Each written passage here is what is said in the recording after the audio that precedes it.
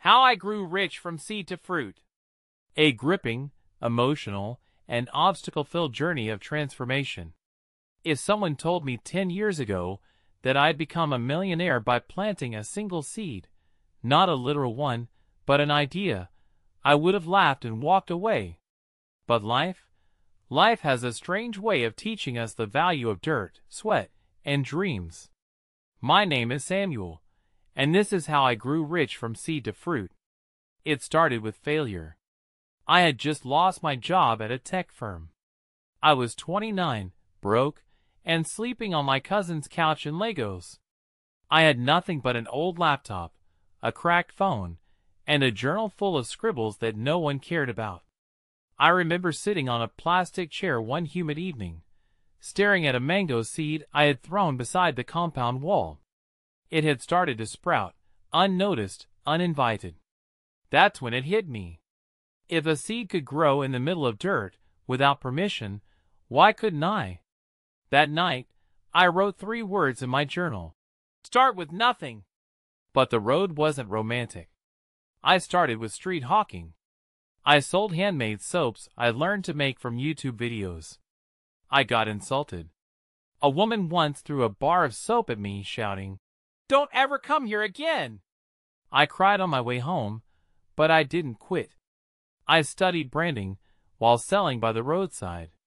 At night, I watched TED Talks at cyber cafes because I couldn't afford data. I learned how to package, how to tell a story. My first breakthrough? A boutique owner agreed to put 3 of my soaps on her shelf. 3. Just 3. A week later, she called me. "They're sold out." That was my first fruit. I reinvested every naira I made. No vacations, no new clothes, just growth. I built a small team, 2 women who had lost their jobs during the pandemic. We mixed soaps in my mother's old kitchen, sealing them with candle wax because we had no machines. Then, life tested me again. A fire razed our makeshift workshop. Everything gone.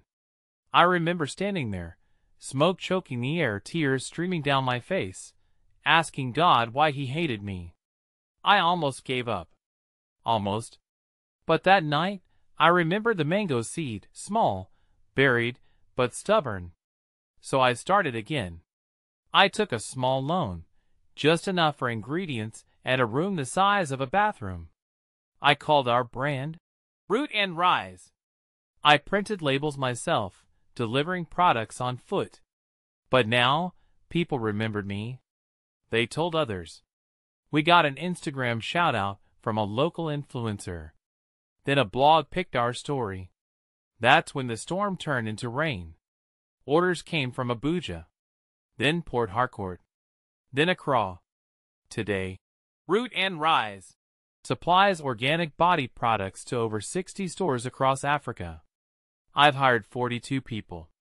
Women, youth, ex-convicts. I speak at conferences where people pay to hear my story. A boy who watched a mango seed grow and believed he could too. I'm rich now, but not just in money. I'm rich in scars and lessons and people who believed in me when I was dust. I'm rich in second chances. I'm rich because I didn't quit. And every time I pass the compound wall, I stop and look at the mango tree. It's tall now, strong, bearing fruit. Just like me. Thanks for your time.